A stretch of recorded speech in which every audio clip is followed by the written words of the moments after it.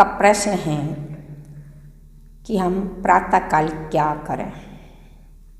तो चलिए, सबसे पहले आप अपने जीवन में एक लक्ष्य बनाएं। क्यों? क्योंकि लक्ष्य से रहित जिंदगी दीमक लगे वृक्ष के समान या नींव रहित मकान के समान होती है। जैसे जिस वृक्ष में दीमक अर्थात एक कीड़ा लग जाता है तो वह अंदर से खोखली हो जाती है, उसी प्रकार से थोड़े से हवा के झोंके आते हैं और वृक्ष गिर जाता है। उसी प्रकार से जिस जीवन में लक्ष्य नहीं होता है वह जीवन थोड़े से कष्ट आने पर, थोड़े से सुख आने पर धराशायी हो जाता है। जिस प्रकार से मकान कितनी ही मंजिल का क्यों ना हो, लेकिन उसकी नींव नहीं है तो वह थोड़े से ही पवन के वेग में आकर के धराशायी हो जाता है। उसी प्रकार से हमारे जीवन में यदि लक्ष्य नहीं होता है तो हमारा जीवन भी धराशायी हो जाता है थोड़े से कर्म के उदय में। तो चलिए, आज सबसे पहले हम लक्ष्य बनाते हैं। हमारा लक्ष्य क्या है ये पहले सोचें, अर्थात हमें इस मनुष्य पर्याय को कैसे सार्थक करना, यह लक्ष्य बनाएं।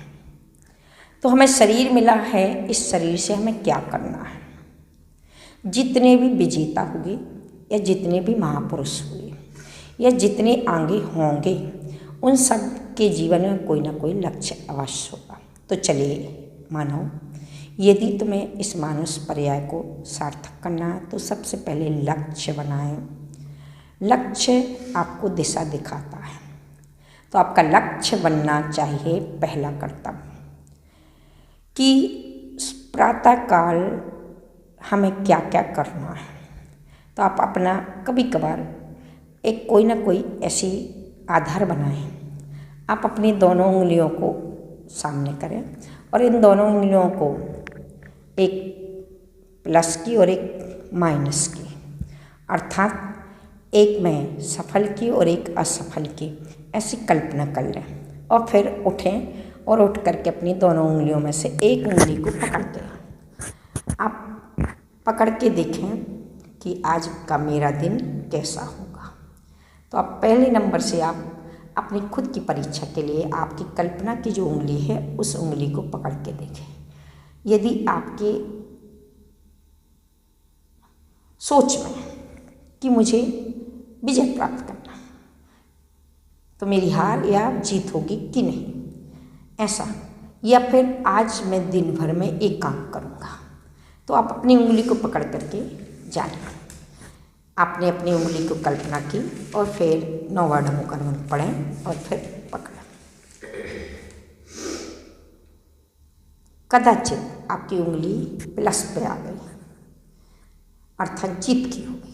अगर आपकी जीत की उंगली आई तो आप फूल कर कुप्पा ना हो, अब वो जीतने का काम करें। जीतने का काम क्या करना है, तो आप बनाएं योजना। तो चलिए, हम सबसे पहले आज जीवन यानी कि प्रातःकाल उठ करके उससे पहले सोएं कैसे। तो सोने के लिए पहले सावधानी। तो सोने के लिए सबसे पहले आपको क्या करना है कि सोने के पहले सबसे पहले आप अपनी दिशा को समझें। पूर्व आचार्यों ने जो हमारे या पूर्व महान पुरुषों ने हमें कुछ शिक्षाएं दी, उन शिक्षाओं को अपने जीवन में उतारना है। सबसे पहले सोने के पहले आप अपनी दिशा को देखें। पूर्व या उत्तर की दिशा में पैर करके सोना। क्यों? क्योंकि पूर्व दिशा से आने वाली जो वर्गणाएँ हैं वो प्रज्ञात्मक होती हैं, बुद्धियात्मक होती हैं, और उत्तर दिशा से जो आने वाली वर्गणाएँ होती हैं वो धनात्मक होती हैं। और मैंने एक दिन आपको बताया था, यदि आपको याद ना हो तो पुनः समझें, कि अपने शरीर में कुछ ऐसे केंद्र हैं जिन केंद्रों से ऊर्जा अंदर आती है या ऊर्जा बाहर निकलती। सबसे पहले है अपना ये सिर, इस पर सहस्रार केंद्र है। तालु स्थान पर देखें, जहाँ पर बच्चों को तेल लगाया जाता है, कोमल होता है। इससे वर्गणाएँ अंदर आती हैं। एक दूसरा स्थान है जिसको कहते हैं आज्ञा केंद्र, दोनों भौहों के बीच में। इससे वर्गणा अंदर जाती है।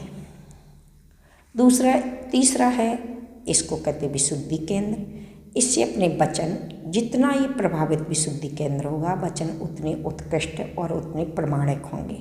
जितना हमारा विशुद्धि केंद्र अधोस्थान को जाएगा, उतना ही हमारा विशुद्धि के यानी कि अपने अशब्द अर्थात कटु शब्द निकलेंगे, झूठे शब्द निकलेंगे, छल छलावा के निकलेंगे। इसके बाद हृदय केंद्र पर, इसको आनंद केंद्र कहते हैं। यदि आपके दिल में प्रेम और दया करुणा होगी तो हृदय आपका कंपन यानी सांस पूरी चलेगी, अर्थात धीमी और स्वस्थ सांस चलेगी। यदि आपके हृदय में द्वेष, विद्रोह, प्रतिशोध आदि होगा तो आपकी सांसों में कंपन की तेजीपन होगा। आपके हृदय से आपको पता चलता है। चौथा है आपका नाभि केंद्र। पांचवा नाभि केंद्र, इसमें अनेक ऊर्जाएं हैं और उसके बाद के केंद्रों की अपन को उतनी आवश्यकता नहीं, इन 5 केंद्रों को।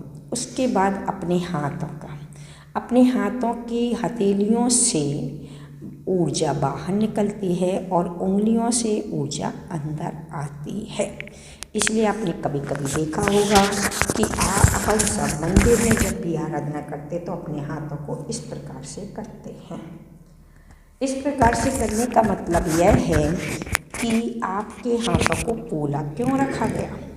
पोला रखने का मतलब है कि आपकी उंगलियों से आने वाली जो वर्गणाएं हैं वह अगर टाइट करके रखोगे तो वह टाइट हो गई है, तो फिर वह आपकी ऊंचाई पर नहीं पहुंच पाएगी।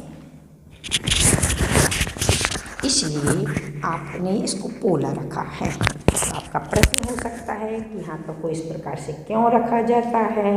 तो इसको ये रखा जाता है कि ये हाथ आपको एक नहीं तो 2 संकेत करते हैं। पहला संकेत यह करते हैं कि आपका हाथ भरा है, तो आपके लिए कहा गया है कि कुछ पाना है तो कुछ खोना पड़ता है। पहला प्रभु के पास, वैद्य के पास, राजा के पास और गुरु के पास, इन 4 के पास कभी खाली मत जाना। मुट्ठी भर लेकर जाना और बोरा भर लेके आना है। आपने देखा होगा कि इन 4 के पास जाने से कुछ न कुछ प्राप्त होता है। तो हम भगवान के सामने मुट्ठी भर चावल लेकर के जो आते हैं, उसका यही कारण कि आप इनके पास भरे जाओगे तो भर करके ही आओगे। तो आपका ये हाथ पहला कहता भरा है। दूसरा आपका श्रीफल का रूप है। हे भगवान, मैं आपके सामने अपनी मान पसार कर छोड़ता हूँ।